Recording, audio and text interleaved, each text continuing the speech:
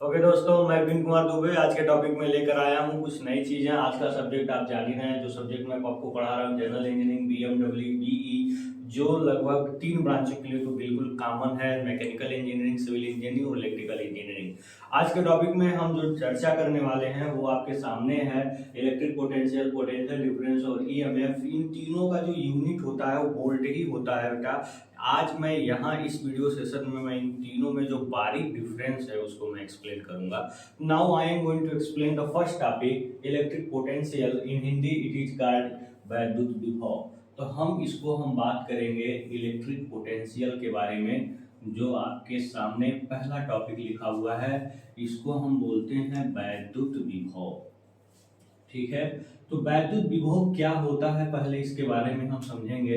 जैसे मान लीजिए कि जहां भी कोई भी वर्क डन होता है तो वर्क डन उसके अंदर इलेक्ट्रिक एनर्जी, वर्क डन जो भी होता है वो उसके अंदर एनर्जी के फॉर्म में स्टोर हो जाती है। यानी कि जो वर्क होता है वही एनर्जी है, वर्क ही एनर्जी के फॉर्म में जनरेट होती है और एनर्जी फिर वर्क के फॉर्म में कन्वर्ट होती है। जैसे मान लीजिए कि अगर ये मार्कर है, इसको जब हम ऊपर उठाते हैं तो हम अर्थ के ग्रेविटेशनल फोर्स के अगेंस्ट वर्क करते हैं, काम करते हैं। वही काम इसके अंदर स्टैटिक एनर्जी के फॉर्म में जनरेट हो जाती है, इसमें कॉन्सिस्ट हो जाती है, निहित हो जाती है। लेकिन जब हम इसको छोड़ते हैं तो वही एनर्जी क्या है, काइनेटिक एनर्जी में कन्वर्ट हो जाती है। फिर जब टकराती है तो वो साउंड एनर्जी में कन्वर्ट होकर वायुमंडल में डिसिपेट हो जाती है। आपने देखा यहाँ पे पूरे प्रोसेस में न कहीं एनर्जी जनरेट हुई और न ही एनर्जी डिस्ट्रॉय हुई, केवल एनर्जी का केवल एक फॉर्म से दूसरे फॉर्म में क्या हो रहा है, कन्वर्जन हो रहा है। उसी प्रकार जब हम चार्ज को एक पॉइंट से दूसरे पॉइंट पे ले जाते हैं, कहीं भी उसको व्यवस्थित करते, चार्ज को हम कहीं भी भेजते हैं, तो चार्ज को भेजने में जो वर्क डन होता है वही वर्क डन उसके अंदर एक एनर्जी के फॉर्म में जनरेट हो जाता है और वही एनर्जी ही क्या कहलाती है, इलेक्ट्रिक पोटेंशियल कहलाती है। ठीक है, आप कह सकते हैं कि अगर किसी सर्किट में इलेक्ट्रॉन फ्लो हो रहा है तो उसके पास जो एनर्जी है जिससे वो फ्लो हो रहा है वही एनर्जी ही क्या है, इलेक्ट्रिक पोटेंशियल है। सिंपल सा इसका एक कॉन्सेप्ट है। चार्ज जिस एनर्जी से सर्किट में फ्लो होता है that energy is called electric potential. लेकिन हम इसको डिफाइन करें तो हम क्या मानेंगे, हम इसको डिफाइन करते हैं कि अनंत से अगर क्यू कूलम आवेश को या यूनिट कूलम चार्ज को लाने में जो वर्क डन होता है वही क्या है, इलेक्ट्रिक पोटेंशियल है।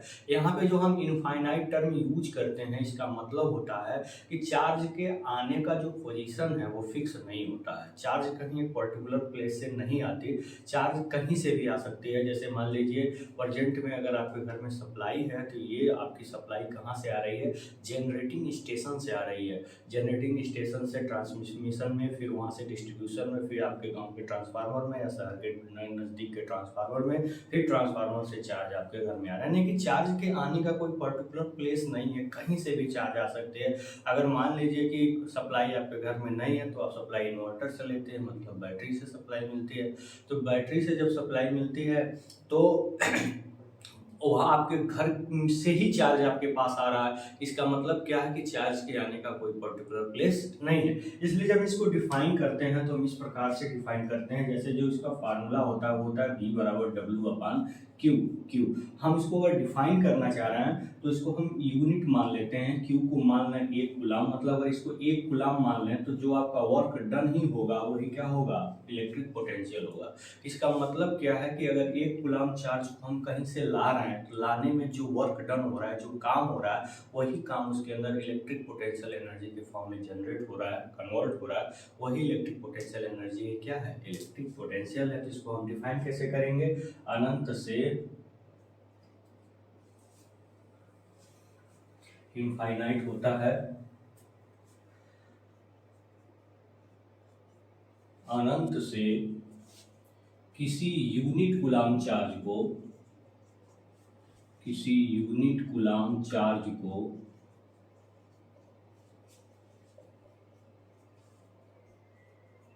किसी बिंदु पर लाने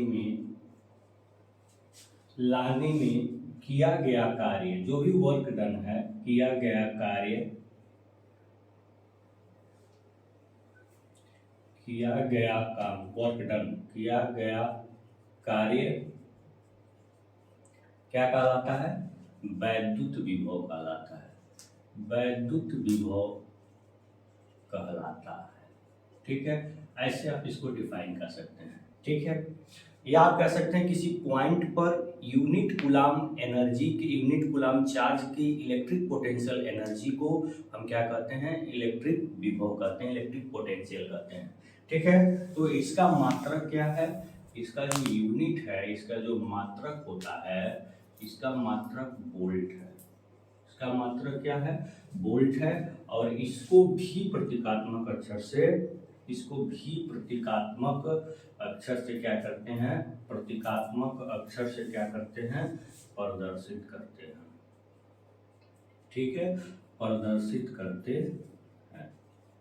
ठीक है, इस तरह से इसको डिफाइन कर सकते हैं। अगर मान लीजिए कोई पॉइंट है, अगर उस पॉइंट का वोल्टेज 10 वोल्ट है, इसका मतलब क्या है, इसका मतलब ये है कि इस पॉइंट पे बहुत सारे चार्ज हैं, लेकिन उसके एक कूलाम चार्ज की जो एनर्जी है वो क्या है, 10 जूल के बराबर है। ठीक है, आप कह सकते हैं यहाँ पे यूनिट कूलाम चार्ज के पास 10 जूल के बराबर इलेक्ट्रिक पोटेंशियल एनर्जी है। तो यहाँ इसको ऐसे भी डिफाइन कर सकते हैं दूसरे शब्दों, इन द अदर हैंड। ठीक है,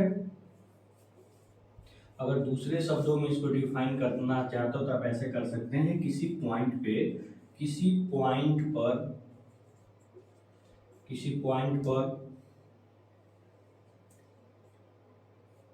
यूनिट कूलाम, यूनिट का मतलब एकांक, यूनिट कूलाम चार्ज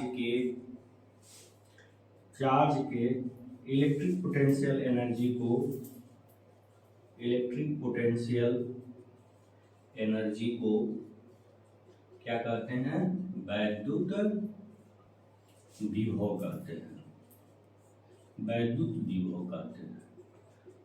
ठीक है, तो चाहे आप इसको ऐसे डिफाइन करिए, चाहे ऐसे डिफाइन करिए, फार्मूला यही है। हम एक यूनिट कूलाम चार्ज को कहीं ला रहे हैं तो जो वर्क डन हो रहा है वही क्या है, इलेक्ट्रिक पोटेंशियल है। आप ऐसे कह सकते हैं, अगर क्यू कूलाम चार्ज को अनंत से इसी पॉइंट पे लाने पर डब्ल्यू जूल के बराबर काम किया जा रहा है, तो उस पॉइंट पर जो इलेक्ट्रिक पोटेंशियल होगा भी वो होगा डब्ल्यू अपॉन क्यू। किसमें होगा, वोल्ट, किसमें होगा ये, वोल्ट। तो ये पूरा आपका क्या है, इलेक्ट्रिक पोटेंशियल है। सिंपल सा, अगर इलेक्ट्रिक पोटेंशियल के बारे में जानना है तो आप सीधा यही जानिए, चार्ज के पास जो एनर्जी है जिससे वो वर्क डन करता है, अपना काम करता है, मूव करता है सर्किट में, वही उसकी एनर्जी क्या कहलाती है, इलेक्ट्रिक पोटेंशियल कहलाती है। जैसे कि कल के लेक्चर्स में हम बात कर रहे थे कि जो आपका करंट होता है वह चार्ज के अपोजिट ही क्यों फ्लो माना जाता है। ठीक है, आज मैं इस बात को एक्सप्लेन करूंगा। उससे पहले की जो इम्पोर्टेंट पॉइंट हैं उनको जानना बहुत जरूरी है। जैसे आपका पोटेंशियल डिफरेंस क्या है, इसको समझेंगे, पोटेंशियल डिफरेंस का इम्पोर्टेंस क्या है, तब जो है आपको समझ में आएगा कि चार्ज के साथ ऐसा बिहेव क्यों किया जाता है। ठीक है, तो now my next topic is potential difference.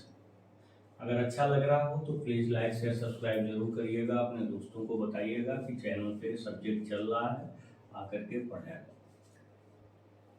इसको हम क्या कहते हैं, विभवांतर, विभवांतर। ठीक है, जैसा कि आप जानते हैं, जैसा कि आप जानते हैं, क्या जानते हैं कि पानी हमेशा हाई प्रेशर से लो प्रेशर की ओर फ्लो होती है। हीट हमेशा हाई उच्च, जहाँ पर हीट ज़्यादा होता है वहाँ से जहाँ हीट कम होता है वहाँ से हीट का ट्रांसफर होता है। आप जानते हैं उच्च स्थान से निम्न स्थान की ओर फ्लो होती है। उसी प्रकार जो चार्ज होता है ना, वो चार्ज हाई पोटेंशियल से लो पोटेंशियल की ओर फ्लो होता है। ये हमेशा ध्यान रखिएगा, इसलिए हमेशा पोटेंशियल डिफरेंस रखा जाता है ताकि चार्ज फ्लो हो सके। जैसे कि मान लीजिए कि आप यहाँ पढ़ रहे हैं, जितना नॉलेज आपको इस सब्जेक्ट में होना चाहिए, अगर उतना ही होता, सेम होता, तो मैं यहाँ नहीं पढ़ाता। इसका मतलब जो नॉलेज है वो भी हाई प्लेस से लो प्लेस की ओर फ्लो हो रही है। सेम इसी प्रकार, इसी पैटर्न पे आपका चार्ज भी हमेशा हाई पोटेंशियल से लो पोटेंशियल की ओर फ्लो होता है। यानी कि चार्ज को फ्लो करवाने के लिए हाई पोटेंशियल लो पोटेंशियल हमें चाहिए, यानी कि दो बिंदुओं, दो पॉइंटों के विभवों में हमें अंतर चाहिए। तो दो विभवों में जो अंतर होता है ना, उसी अंतर को हम क्या कहते हैं, पोटेंशियल डिफरेंस कहते हैं। ठीक है, तो इसको डिफाइन करना हो तो कैसे करेंगे, किसी ऐसे लिखें, किसी दो पॉइंट के विभवों के अंतर को क्या कहते हैं, विभवांतर कहते हैं। क्या कहते हैं, विभवांतर कहते हैं। ठीक है, मान लीजिए कि ये आपका एक कंडक्टर है और इस पॉइंट का विभव भी है, इस पॉइंट का विभव भी है। तो जो यहाँ पे पोटेंशियल डिफरेंस होगा वो होगा क्या, VAB, और वो क्या होगा, VA माइनस VB। ठीक है, तो मान लीजिए VA हाई पोटेंशियल है, VB लो पोटेंशियल है। यहाँ पे हम मान लेते हैं VA आपका हाई पोटेंशियल है, VB लो पोटेंशियल है। पॉजिटिव चार्ज हाई से लो की ओर फ्लो होगा। तो मान लीजिए Q कूलम का चार्ज फ्लो हो रहा है हाई पोटेंशियल से लो पोटेंशियल पे, और इसमें जो वर्क डन हो रहा है वो W हो रहा है। तो जो आपका पोटेंशियल डिफरेंस होगा VAB वो क्या होगा, VA माइनस VB W/Q। ये जो पोटेंशियल डिफरेंस है ना बेटा, यही एक इलेक्ट्रिक प्रेशर क्रिएट करता है जिससे चार्ज सर्किट में क्या होती हैं, फ्लो होती हैं। इसीलिए इसका नाम इलेक्ट्रिक प्रेशर भी है और इसी का नाम क्या है, वोल्टेज भी है। ठीक है, अगर हम बात करें तो इसका मात्रक क्या होता है, इसका मात्रक क्या होता है, इसका मात्रक वोल्ट होता है। ठीक है, अगर मान लीजिए कहीं हम पोटेंशियल डिफरेंस 10 वोल्ट मान रहे हैं, इसका मतलब एक कूलम चार्ज को एक पॉइंट से दूसरे पॉइंट पे ले जाने में 10 जूल के बराबर हमें क्या करना पड़ रहा है, काम करना पड़ रहा है। इसका मतलब ये हुआ, पॉज करके इस बात को लिख सकते हैं कि अगर 10 वोल्ट कहीं पोटेंशियल डिफरेंट है, इसका मतलब क्या है कि एक कूलम चार्ज को हाई पोटेंशियल से लो पोटेंशियल की ओर लेके जा रहा है। अब यहाँ ध्यान दीजिए कि हम करंट को चार्ज मतलब हम जो भी देखते हैं कि जो आपका इलेक्ट्रॉन होता है करंट को उसके अपोजिट क्यों बिहेव करते हैं, क्यों मानते हैं, इस बात को यहाँ पे क्लियर कर देते हैं। मान लीजिए यहाँ पे हाई पोटेंशियल है 5 वोल्ट का, यहाँ पे लो पोटेंशियल है 3 वोल्ट का। तो पॉजिटिव चार्ज हमेशा पॉजिटिव चार्ज जो है हाई पोटेंशियल से लो पोटेंशियल पे फ्लो होता है, ध्यान देना है, पॉजिटिव चार्ज। और करंट का डायरेक्शन भी पॉजिटिव चार्ज के फ्लो होने के डायरेक्शन में ही मानी जाती है। ठीक है, तो जब उसी को हम क्या बोलते हैं, कन्वेंशनल करंट जो होती है वो पॉजिटिव चार्ज के डायरेक्शन में ही मानी जाती है। लेकिन अगर हम पॉजिटिव चार्ज की बात न करके अगर हम इलेक्ट्रॉन की बात करें तो इलेक्ट्रॉन का चार्ज क्या होता है, नेगेटिव होता है। इसलिए नेगेटिव बिहेवियर होने के कारण यहाँ पे I=dQ/dt। अब करंट को डिफाइन हमने किया ही था, तो आप जान रहे हैं कि जो आपका I होता है वो क्या होता है, dQ/dt होता है। यानी कि यहाँ पे जो आपका चार्ज है वो निगेटिव है, यानी कि इलेक्ट्रॉन है, तो यहाँ पे dt हो गया। तो ये निगेटिव क्या बता रहा है, ये निगेटिव सिंबल ही बता रहा है कि जो करंट होगा ना वो करंट इलेक्ट्रॉन के फ्लो के अपोजिट होगा, क्योंकि इलेक्ट्रॉन आपका निगेटिव से पॉजिटिव की ओर ही जाएगा। तो जाहिर सी बात है पॉजिटिव चार्ज पॉजिटिव से निगेटिव की ओर जाएंगे तो करंट पॉजिटिव से निगेटिव की ओर माने जाएंगे। इसीलिए करंट का डायरेक्शन इलेक्ट्रॉन फ्लो के अपोजिट माना जाता है। ठीक है, क्योंकि due to negative charge of electron, सीधी सा मैटर यही है। और ये क्या है, यही क्या है, इलेक्ट्रिक प्रेशर भी है, और यही क्या है आपका, यही क्या है, वोल्टेज भी है। तो वोल्टेज, इलेक्ट्रिक प्रेशर और पोटेंशियल डिफरेंस, इनमें कोई अंतर नहीं है, बिल्कुल ध्यान देने वाली बात है। बस विभवांतर, विभवों का अंतर, सिंपल। विभव इलेक्ट्रॉन या चार्ज की एनर्जी जिससे वो फ्लो होता है, बस सिंपल मैटर है। बहुत ज़्यादा इसमें ध्यान देने की और रगड़ने की कोई ज़रूरत नहीं है दोस्तों। ठीक है, तो ये हो गया potential difference. Now I am going to explain the third topic, that is called EMF। तो इलेक्ट्रोमोटिव फोर्स होता क्या है, हम इसके बारे में समझेंगे। और ये जो इलेक्ट्रोमोटिव फोर्स है वो पोटेंशियल डिफरेंस से किस प्रकार से भिन्न है, इस बात को भी यहाँ हम आपको एक्सप्लेन करके समझाएंगे। ठीक है, इसमें देखिए बहुत बारीक डिफरेंस होता है, अक्सर बच्चे इसको समझ नहीं पाते हैं, इसको रटने का काम करते हैं। तो बिल्कुल रटने की कोई आवश्यकता नहीं है दोस्तों। ठीक है, आप जो है इसको समझने का प्रयास करिए। जो भी बातें मैं यहाँ लिख रहा हूँ आप खुद से उसको लिखिए, तो आप जब लिखेंगे तो आपके लिए और ज़्यादा बेनिफिशियल होगा। ठीक है, तो now I am going to explain the electromotive force. क्या होता है इसको समझिए। ठीक है, इसका अगला टॉपिक क्या है, इलेक्ट्रोमोटिव फोर्स।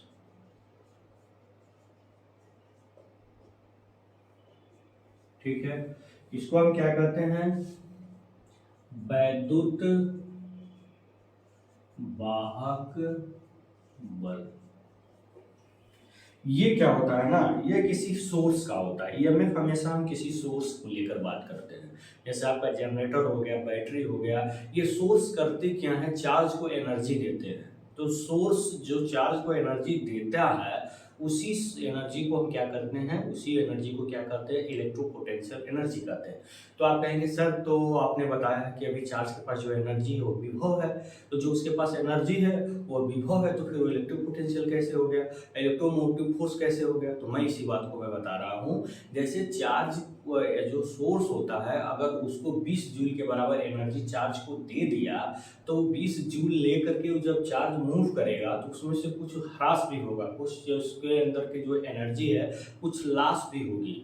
लॉस होने के बाद उसके पास जो एनर्जी बचेगी वही क्या कहलाएगी, इलेक्ट्रिक पोटेंशियल एनर्जी कहलाएगी, और वही उसका क्या कहलाएगा, विभव कहलाएगा। ठीक है, यानी कि इलेक्ट्रो पोटेंशियल एनर्जी यानी कि उसके पास जो विद्युत विभव है वो और प्लस जो लॉस हो गई एनर्जी वो दोनों को जब ऐड करेंगे तब वो टोटल सोर्स की एनर्जी होगी। अब वो सोर्स की जो एनर्जी होगी वही क्या कहलाएगी, ईएमएफ कहलाएगी।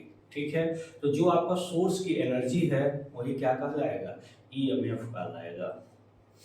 ठीक है, तो ये आपके पास सीधे सी ये मैटर आ गया कि जो सोर्स जो एनर्जी प्रोवाइड करता है वही क्या कहलाता है, ईएमएफ कहलाता है। तो मान के चलिए कि अगर क्यू कूलम चार्ज को डब्ल्यू जूल के बराबर एनर्जी दिया जा रहा है, अगर कोई सोर्स है जो क्यू कूलम चार्ज को डब्ल्यू जूल के बराबर एनर्जी दे रही है तो डब्ल्यू अपन क्यू, ठीक है, ये क्या कहलाएगा आपका, ईएमएफ कहलाएगा। ठीक है, और ये क्या होगा, इसका भी यूनिट की अगर हम बात करें तो इसकी भी यूनिट क्या होगी, वोल्ट होगी। ठीक है, तो अगर हम इसी चीज को डिफाइन करना चाहें तो इसको हम ई प्रतीकात्मक अक्षर से व्यक्त करते हैं। तो अगर क्यू को 1 कूलम कर दें तो 1 कूलम चार्ज को जो सोर्स जो एनर्जी प्रोवाइड करेगा वही क्या कहलाएगा, ईएमएफ कहलाएगा। ठीक है, 1 कूलम, इसको आप डिफाइन कर सकते हैं, 1 कूलम चार्ज को ऐसे लिख सकते हैं, 1 कूलम चार्ज को सोर्स के द्वारा, किसके द्वारा, सोर्स के द्वारा जो एनर्जी प्रोवाइड की जाती है, सोर्स के द्वारा जो एनर्जी प्रोवाइड की जाती है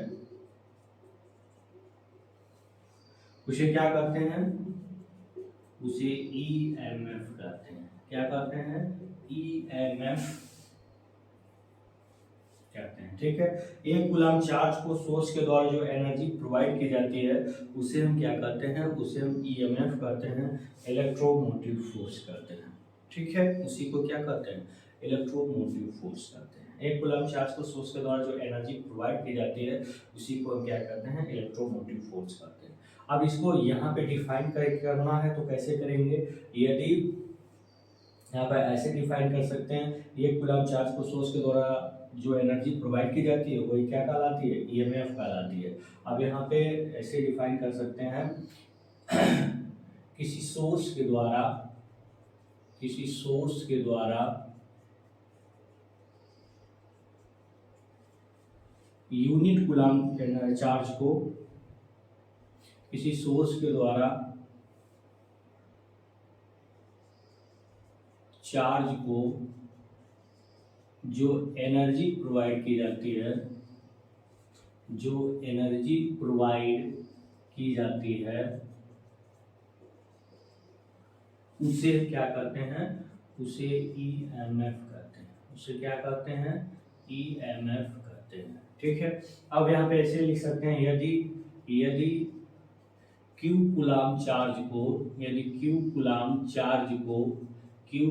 चार्ज को डब्ल्यू जूल के बराबर, डब्ल्यू जूल एनर्जी दिया जाए तो सोर्स का जो ईएमएफ होगा, तो सोर्स का जो ईएमएफ होगा,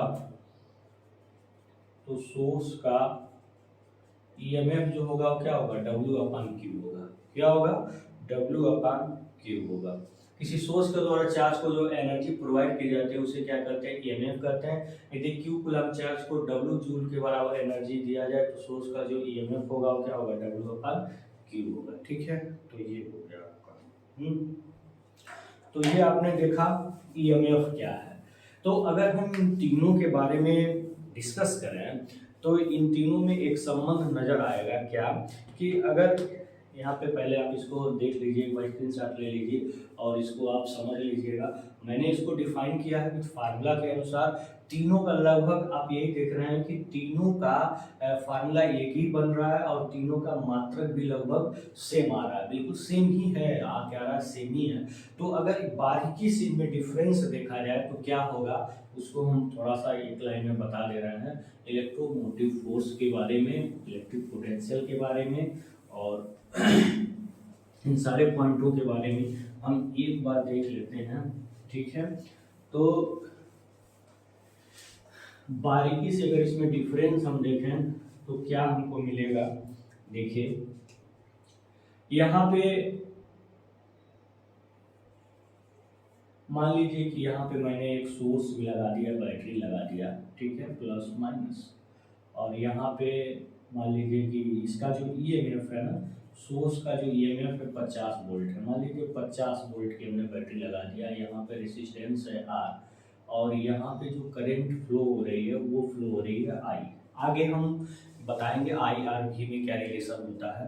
तो यहाँ पे आप देख रहे हैं कि अगर हम इसके क्रॉस वोल्टेज ड्रॉप देखें तो इसके क्रॉस वोल्टेज ड्रॉप मान लीजिए कुछ है, मान लीजिए इसके क्रॉस वोल्टेज ड्रॉप आपका वी है, वी, ठीक है। क्या है वोल्टेज ड्रॉप, इसमें जो वोल्टेज ड्रॉप हो रहा है वो क्या हो रहा है, वी। वोल्टेज ड्रॉप का मतलब क्या है कि अगर हम वोल्टेज ड्रॉप निकालना चाहें किसी भी रेसिस्टेंस में तो उसमें फ्लो होने वाली करंट का क्या कर दें, मल्टीप्लाई कर दें। मान लीजिए 2 ओम का रेसिस्टेंस है, 2 एम्पियर करंट फ्लो हो रहा है, तो 2 दूना 4 वोल्ट, 4 वोल्ट ड्रॉप होने मतलब खत्म हो जाना, यूज हो जाना, कंज्यूम हो जाना, ठीक है, सोर्स से खत्म हो जाना, यूज हो जाना। मान लीजिए यहाँ पे 4 एम्पियर करंट फ्लो हो रही है, 2 ओम का रेसिस्टेंस है, तो 4 दूना 8 वोल्ट यहीं पे यूज हो गया, 50 में से 8 वोल्ट ड्रॉप हो गया, खत्म हो गया, कंज्यूम हो गया। ड्रॉप का मतलब ये होता है। तो यहाँ पे देखिए कि चार्ज के पास जो एनर्जी है, ठीक है, यहाँ पे 50 जूल एनर्जी दी गई, एक कूलम को 50 जूल एनर्जी दी गई, तो वो ईएमएफ हो गया, ठीक है।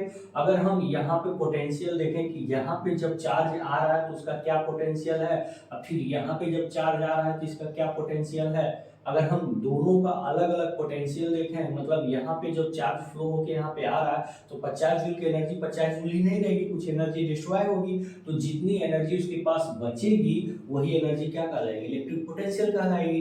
अगर हम दो पॉइंटों के इलेक्ट्रिक पोटेंशियल में अंतर क्रिएट कर देंगे ना तो क्या कहलाएगा, पोटेंशियल डिफरेंस कहलाएगा। तो मान लीजिए कि यहाँ पे आपने ईएमएफ टोटल आपकी दी गई एनर्जी है और मान लीजिए कि इसमें एनर्जी में कुछ वोल्टेज ड्रॉप हो गया, ठीक है, कुछ क्या हो गया, वोल्टेज ड्रॉप। वोल्टेज ड्रॉप को अगर हमें देखना हो तो हम क्या लिखेंगे, आई इंटू आर। वोल्टेज ड्रॉप हो गया कुछ इसमें। अब वोल्टेज ड्रॉप होने के बाद जो इसके पास एनर्जी बचा वो क्या है, पोटेंशियल है, वही क्या है, वी है। तो ई इज इक्वल टू हमेशा V plus I into R होता है, ठीक है ना। तो जो इसके अंदर एनर्जी बचा वही क्या है, पोटेंशियल है, ये उसके अंदर होने वाला ड्रॉप है, ये टोटल सोर्स के द्वारा दी गई एनर्जी है, ठीक है। तो आपको समझ में आ गया, दो बिंदुओं के बीच जो पोटेंशियल डिफरेंस है वही क्या है, ईएमएफ, वही क्या पोटेंशियल डिफरेंस है। तो इस प्रकार से इसमें जो बारीक डिफरेंस है बेटा वो मैंने अच्छे तरीके से एक्सप्लेन करने का प्रयास किया है, ठीक है। अब मेरा नेक्स्ट टॉपिक होगा इलेक्ट्रिकल एनर्जी। तो हम चलते हैं अब इलेक्ट्रिकल एनर्जी को देखेंगे कि इलेक्ट्रिकल एनर्जी क्या होता है। ये बहुत अच्छा लगने वाला है, चीज़ें आपको बहुत अच्छे से समझ में आएंगी दोस्तों, आप जरूर बने रहिएगा। तो अगला मेरा जो टॉपिक है उसका नाम क्या है, इलेक्ट्रिक एनर्जी, ठीक है। आपका इसका अगला जो चैप्टर है, अगला जो टॉपिक है उसका नाम क्या है, इलेक्ट्रिकल एनर्जी,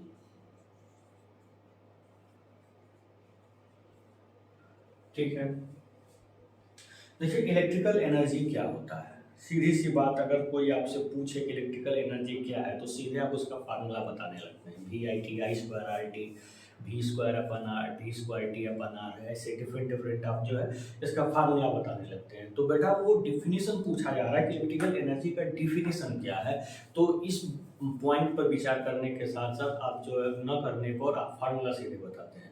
तो ऐसा बिल्कुल नहीं करेंगे, आपसे जो पूछा जाए वही बताएंगे। आप बताएंगे किसी सर्किट में चार्ज के फ्लो होने से जो एनर्जी लॉस होता है, चार्ज के फ्लो होने से जो एनर्जी लॉस होता है उसी को हम क्या बोलते हैं, इलेक्ट्रिकल एनर्जी बोलते हैं दोस्तों, ठीक है। तो चार्ज के फ्लो होने से जो एनर्जी लॉस, भाई बिना एनर्जी के तो कोई भी इलेक्ट्रॉन फ्लो होगा नहीं, चार्ज फ्लो होगा नहीं।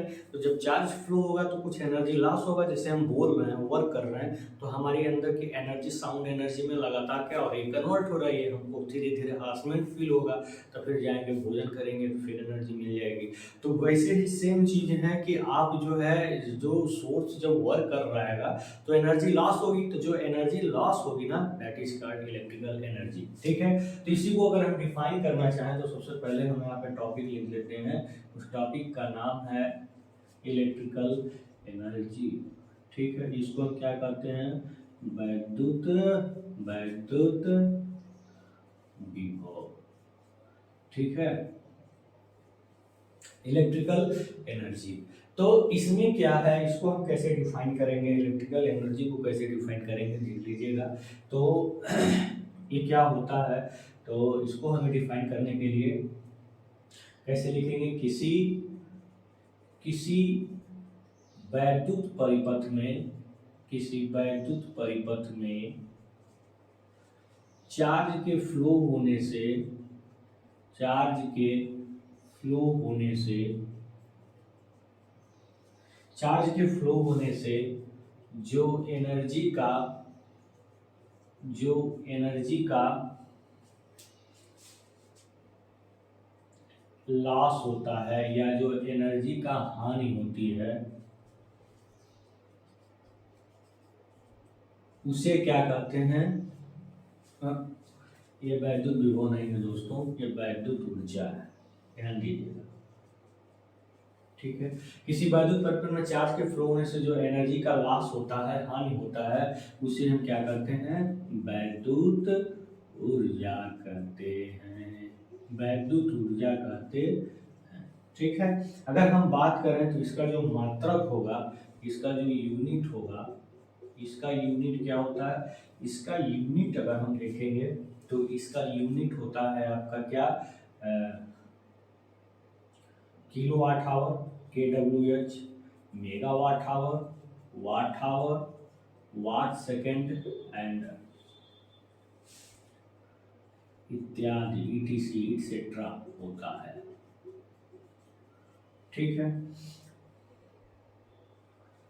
कहीं इसको के से प्रेजेंट करते हैं, कहीं इसको ई से प्रेजेंट करते हैं, अलग अलग जगह पे इसके प्रतीकात्मक अक्षर भी अलग अलग हैं दोस्तों। ठीक है, कहीं इसको डब्ल्यू से प्रदर्शित करते हैं, ये सारी बातें हैं।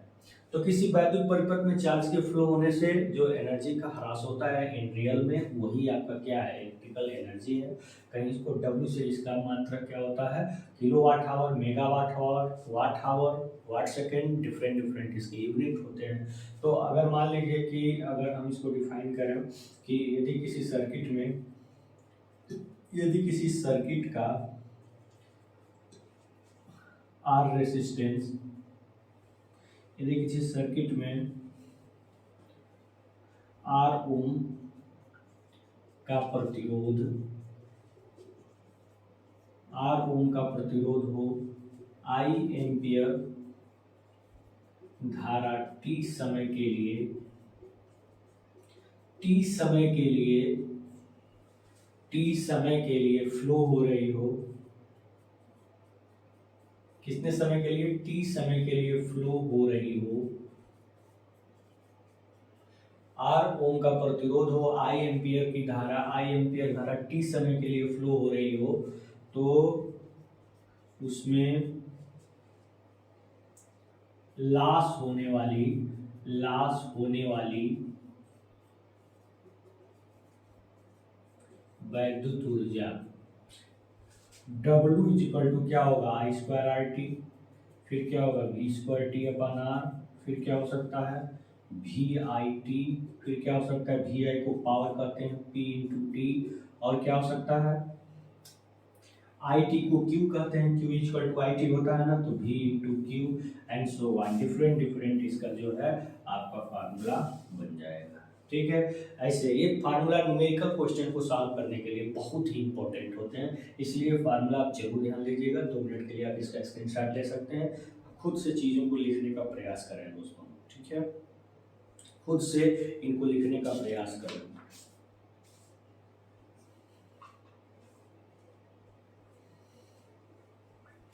और भी इसके कुछ मात्रक हैं, उसको भी देख लेते हैं।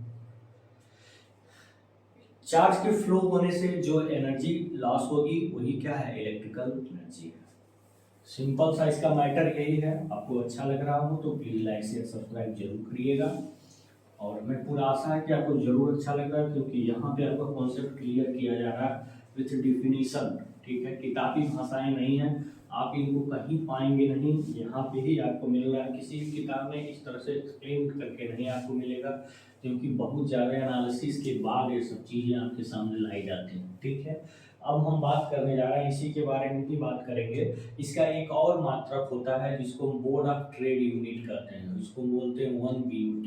1 किलोवाट आवर के क्या होता है, बराबर होता है। ठीक है, तो इसका अन्य मात्रक ध्यान दीजिएगा, अन्य मात्रक, इसको हम क्या बोलते हैं, अदर यूनिट। क्या बोलते हैं, अदर यूनिट। इसके अन्य मात्रक में क्या होता है, बोर्ड ऑफ ट्रेड यूनिट होती है 1 BUT। ये 1 किलोवाट आवर के क्या होती है, बराबर होती है। 1 BUT is equal to 1 kilowatt hour. ठीक है, और देखिएगा कि अगर हम 1 किलोवाट आवर की अगर हम बात करें, 1 किलोवाट आवर की बात करें तो क्या होगा, 1000 वाट हो जाएगा इसमें। 1 किलोवाट में 1000 वाट हो जाएगा। आवर में अगर हम घंटा में बात करें, वाट सेकंड में अगर हम बात करें, तो अगर इसको हम वाट सेकंड में बात करें तो क्या हो जाएगा, 1 घंटे की अगर बात करें तो 60 इंटू 60 क्या हो जाएगा, ये 60 इंटू 60 ये सेकंड हो जाएगा। यानी कि 1 घंटा में 3600 सेकंड होता ही है, तो यानी कि 6 का 36 इंटू 10⁵ क्या होगा, वाट सेकेंड। इसका एक और मात्रक क्या होता है, जूल भी होता है वाट सेकेंड। इसी को क्या बोलते हैं, 1 वाट सेकेंड बराबर क्या होता है, 1 वाट सेकेंड किसके बराबर होता है, 1 जूल के बराबर होता है। ठीक है, तो ये क्या हो गया, 36 इंटू 10⁵ जूल, यानी कि जो 1 किलोवाट आवर है वो 36 इंटू 10⁵ जूल होता है। ठीक है, और यहाँ पे अगर हम कैलोरी की बात करें तो एक कैलोरी जो होती है 4.18 जूल की क्या होती है, बराबर होती है। तो अगर हम चाहें तो यहाँ से इस जूल को हम कैलोरी में भी कन्वर्ट कर सकते हैं, यानी कि क्या हो जाएगा, 36 इंटू 10⁵ 1 जूल को यहाँ से इधर भेजेंगे तो 4.18 क्या हो जाएगा, ये कैलोरी हो जाएगी। ठीक है, तो 1 किलोवाट में इतनी कैलोरी भी होती है। ध्यान दीजिएगा, ये पॉइंट आपका ऑब्जेक्टिव पॉइंट आपसे व्यू से इम्पोर्टेंट हो सकता है, इसलिए जरूर इसको ध्यान में रखिएगा। न्यूमेरिकल के लिए इसको भी ध्यान में रखिएगा। न्यूमेरिकल में कभी क्वेश्चन इस तरह से घुमाकर भी पूछा जा सकता है। ठीक है, तो ये न्यूमेरिकल डाटा थे जो आपकी इलेक्ट्रिकल एनर्जी को समझने में अत्यंत ही क्या करते हैं, अपनी भूमिका निभाते हैं दोस्तों। है, अब इसी के साथ मैं अगला टॉपिक इसी से रिलेटेड एक पॉइंट है उसको भी एक्सप्लेन करता हूँ, फिर ये चीज़ें यहीं पे फिनिश हो जाएंगी। ठीक है दोस्तों, अच्छा लग रहा हो तो प्लीज़ शेयर लाइक सब्सक्राइब जरूर करिए, और ज़्यादा से ज़्यादा दोस्तों को आप शेयर करिए, वो आपका क्या होगा, अत्यंत ही बेनिफिशियल होगा।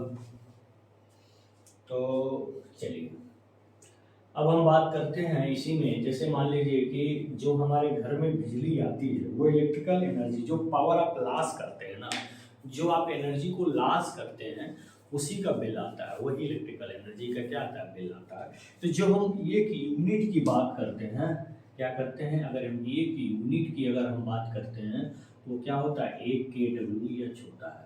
क्या होता है वो, 1 kWh होता है। जो एक यूनिट होता है वो क्या होता है, 1 kWh होता है। यानी कि अगर मान लीजिए कि आपके घर में, अगर मान लीजिए एक घर में एक अगर मान लीजिए हाउस है, उस हाउस में क्या हो रहा है कि यहाँ पे 10 LED, कितनी वाट की, मान लीजिए 9 वाट की 10 LED जो है 5 आवर के लिए जल रही है। ठीक है, अगर मान लीजिए यहाँ पे 3 पंखे हैं, 3 फैन है, कितने, 60 वाट के, तो ये मान लीजिए आपके पर डे 10 घंटे चल रहे हैं। ठीक है, तो ये एलईडी है।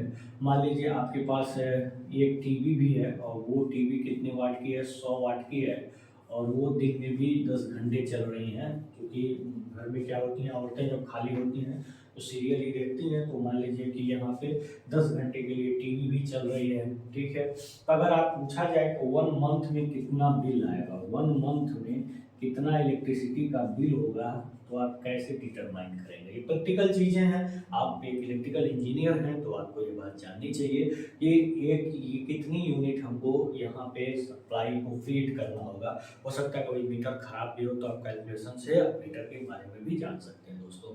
इसलिए जानकारी आपके लिए वेरी वेरी इंपॉर्टेंट है, बहुत ही बेनिफिशियल, बहुत ही जरूरी है। हाँ, तो चलिए अब हम बात करते हैं कि कैसे हम इसको कैलकुलेट करते हैं। एक मंथ की बात कर रहा है, यानी कि पूरे 30 दिन की बात कर रहा है।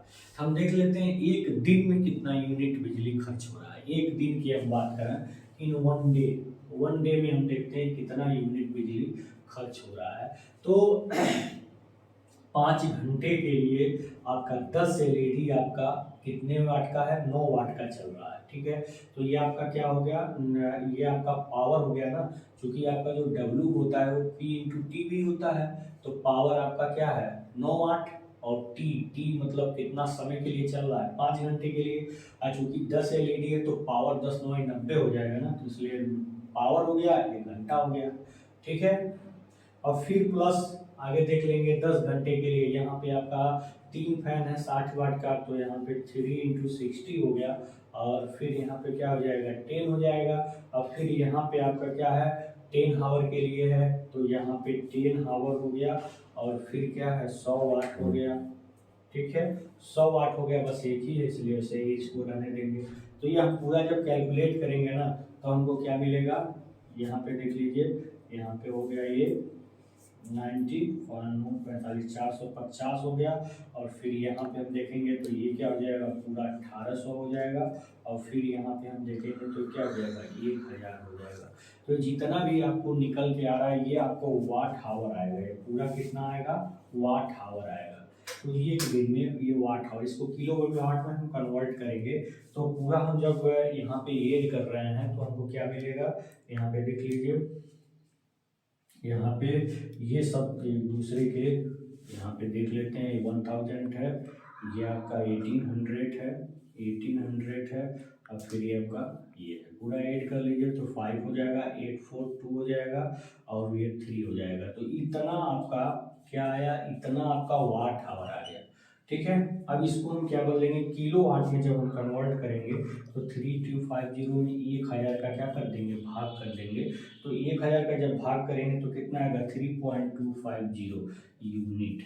यूनिट मतलब KWH, तो यानी कि एक दिन का आपका 3 पॉइंट समथिंग यूनिट आप इलेक्ट्रिसिटी क्या कर रहा है कंज्यूम कर रहा है। ठीक है, तो पूरा 30 दिन का जो आपका यूनिट होगा, यानी कि 1 मंथ का जो यूनिट होगा, अगर इसको 3 ही मानते हैं, 2 पॉइंट को छोड़ दीजिए 3 ही मानते हैं, तो आपने 90 यूनिट बिजली एक महीने में क्या किया यूज कर लिया, अगर एक दिन में इतनी सारी चीजें यूज कर रहे हैं तो। ठीक है, तो इस तरह से आपने क्या देखा इलेक्ट्रिकल एनर्जी क्या होता है, इलेक्ट्रिकल एनर्जी को कैसे कैलकुलेट करते हैं, उसका फार्मूला क्या है। अगर हम बात करें कि 1 किलोवाट हावर अगर इलेक्ट्रिकल एनर्जी है तो उसका रियल में मीन्स क्या है, उन सारी बातों को हमने बताया। बस एक लास्ट बचा हुआ है इलेक्ट्रिकल एनर्जी का टर्म, आप उसका स्क्रीनशॉट लेना चाहते हैं तो ले सकते हैं, बहुत ही इंपॉर्टेंट है इलेक्ट्रिकल एनर्जी का कैलकुलेशन जो आपके पर डे यूज में आता है। ठीक है, ये सारी चीज़ें कहीं नहीं बताई जाएंगी आपको, केवल डिफिनीशन ही बहुत कम ही जगहों पे बताया जाता है। इसलिए आप चैनल को जरूर लाइक करिए, शेयर करिए, अपने दोस्तों को बताइए। ये अत्यंत ही बेनिफिशियल बातें आपके सामने प्रोवाइड की जा रही हैं, वो भी फ्री ऑफ कास्ट। ठीक है, तो फिर इसमें अगर हम बात करें 1 किलोवाट हावर की, 1 किलोवाट हावर की, तो इसका मतलब क्या होता है, इसका मतलब क्या है कि 1 घंटे के लिए 1 घंटे के लिए 1 किलोवाट के रेट से 1 किलोवाट के रेट से इलेक्ट्रिकल एनर्जी